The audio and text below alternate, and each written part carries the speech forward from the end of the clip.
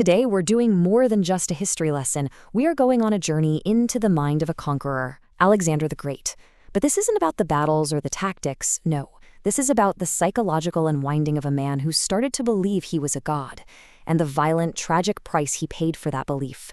We're going to trace his story from an unstoppable young king to a self-proclaimed deity, and finally, back to a broken, all-too-human man. So our guide on this deep dive is the ancient biographer Plutarch, and it's really important to get what he's saying here. He's not interested in just listing dates and battles. Think of him more like an ancient psychologist. He was obsessed with character, with those small, unguarded moments, a stray comment, a drunken argument, that he believed revealed who a person really was. And for him, Alexander was the ultimate case study, a man with so much greatness and flaws so deep they were destined to collide. All right, so how does a person, any person, get to the point where they think they're an actual god? Well, for Alexander, it started with success. A level of success so absolute, so beyond belief, that a normal human explanation just didn't seem to fit anymore. This is where those first whispers of a divine destiny begin to take root. I mean, just look at this timeline. It is a whirlwind. He takes the throne at 20. 20! He immediately crushes his rivals, burns the legendary city of Thebes to the ground just to send a message, and then he turns east. At Granicus, at Issus, at Gaugamela, he faces these massive Persian armies that should have wiped him off the map, and he wins. Every single time. A legend of invincibility starts to build around him. And you know who is buying into that legend the most? Alexander himself. So that brings up a pretty big question, right? When you've already done the impossible, when you've basically won the game of world conquest, what's next? What could possibly motivate a man who's already achieved more than anyone in history? Well, for Alexander, the answer wasn't more land or more gold. No, he was chasing something else, something bigger. So what does he do? He decides to take this absolutely insane journey deep into the Egyptian desert to visit this remote oracle. This wasn't a strategic move, it was a spiritual quest, and according to Plutarch, the journey itself was a nightmare. But then, strange things start to happen. Just when his army is about to die of thirst, a freak rainstorm saves them. When his guides get hopelessly lost, two crows just appear out of thin air and lead them straight to the oracle. Now, if you're anyone else, you're thinking, wow, what a lucky break. But if you're Alexander and you're already starting to believe the hype, this isn't luck. This is proof. The universe is literally bending to your will. And what happens at the oracle? Well, this is the moment that changes everything. The high priest doesn't greet him as a king. He greets him as the son of the god Amen. Alexander, maybe testing him, asks if his father Philip's murderers have been dealt with, and the priest's reply is just bone-chilling. Watch your mouth. Your father was no mortal. Can you even imagine? In that one sentence, the wildest, most arrogant hope in Alexander's mind is confirmed by the voice of a god. It's not a delusion anymore. It's a fact, and it's a fact that will prove to be poison. So, okay, you're a god now. What does that actually mean day to day? How does that change the way you see the world, the way you lead your men? Well, as Alexander's empire got bigger, so did his divine ego. And this started to open up a huge, dangerous gap between him and the very men who got him there, his tough, loyal, seen-it-all Macedonian soldiers. And you want to know one of the first things that really set them off? His clothes. Sounds kind of trivial, but it was a massive deal. The Alexander they knew was a Macedonian general, one of them. But now, he starts wearing the clothes of the Persians he just conquered. To his veterans, this was more than an insult. It was a betrayal. He was becoming one of them. He was turning into some foreign king, not their king. The man they'd risked their lives for was literally disappearing before their eyes. So you have this tension just simmering, right? This clash between Alexander the god and his Macedonian reality. Something had to give, and it did. In an explosion of fire and wine, the burning of Persepolis. This was the moment his loss of control became spectacular and public.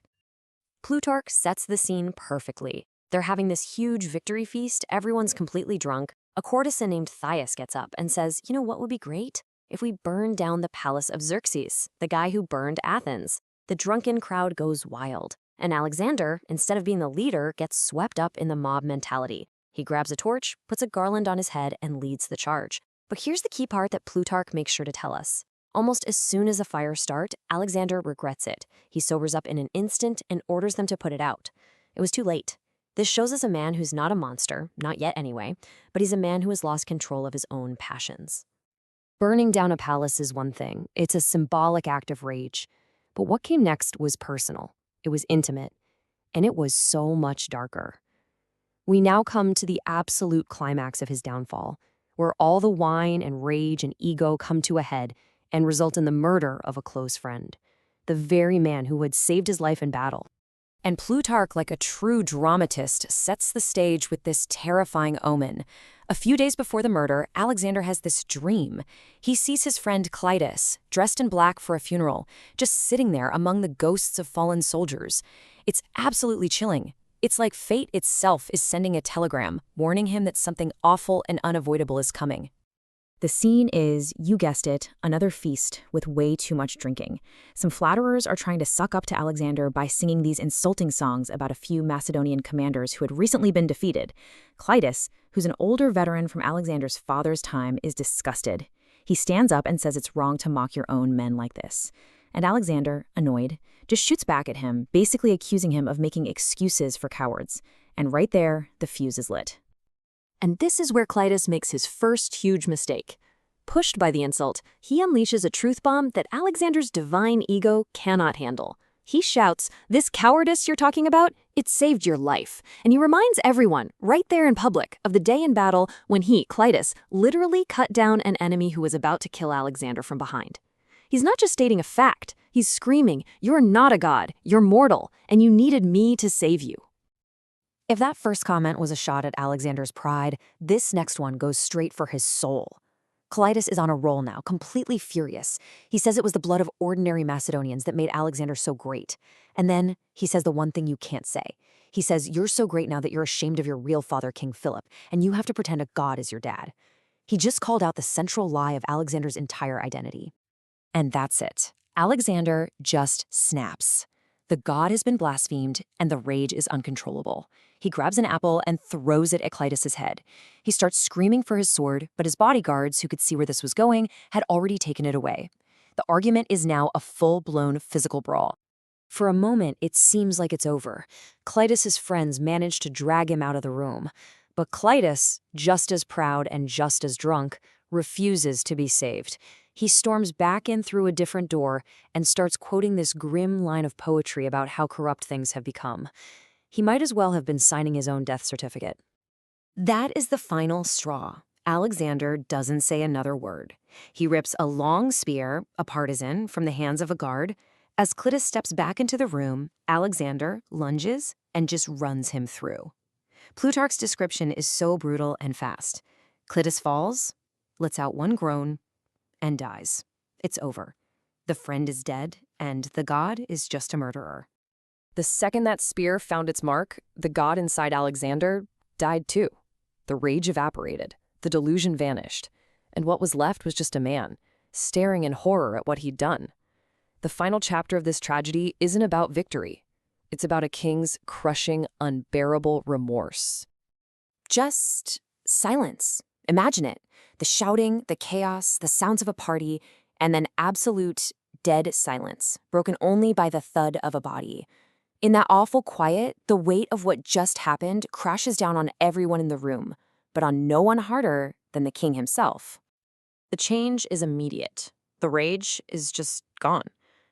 And in its place is this profound sorrow. He pulls the spear from his friend's body and tries to kill himself with it right then and there. His own bodyguards have to physically fight him, wrestling the weapon away and hauling him back to his chambers. And for the next full day and night, he just lies there, weeping. The god is gone. All that's left is the grief. And this, really, is the heart of Alexander's tragedy, the way Plutarch tells it. In the end, it wasn't a foreign army that brought him down. It was something inside of himself. The man who could strategize the defeat of the most powerful empire on earth couldn't win the battle against his own temper. And so that's the question that Plutarch leaves us with. Alexander the Great changed the world forever. But what did all that power, all that ambition, and that fatal belief in his own divinity, what did it cost his soul? He won the entire world, but in that one drunken, bloody moment, He lost a piece of his humanity that he could never, ever get back.